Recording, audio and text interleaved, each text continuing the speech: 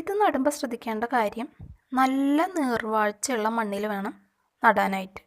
അതുപോലെ ആവശ്യത്തിന് സൺലൈറ്റും വേണം. ഇനി ഈ ചെടിക്ക് അധികം വളപ്രയോഗത്തിൻ്റെ ആവശ്യമൊന്നുമില്ല. ഇടയ്ക്കൊക്കെ ഇത്തിരി ചാണകപ്പൊടി അങ്ങനെയൊക്കെ ഇട്ട് കൊടുത്താൽ മതിയായിരിക്കും. പിന്നെ ഞാനിതിനിടയ്ക്ക് മുട്ടത്തൊണ്ട് പൊടിച്ചത് ചേർത്ത് കൊടുക്കാറുണ്ട്.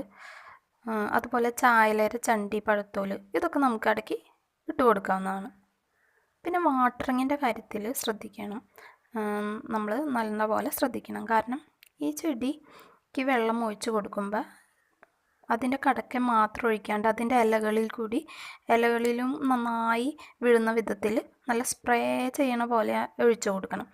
കാരണം അതിന് അങ്ങനെ ഒഴിച്ചു കൊടുക്കുമ്പോൾ അതിനൊരു മഴ കിട്ടിയ ഒരു ഫീലിംഗ് ഉണ്ടാവും. അപ്പോൾ ആ ചെടി നല്ല ഉഷാറായിട്ട് നിൽക്കുന്നത് ഞാൻ ശ്രദ്ധിച്ചിട്ടുണ്ട്. ഈ ഇലകളിലൊക്കെ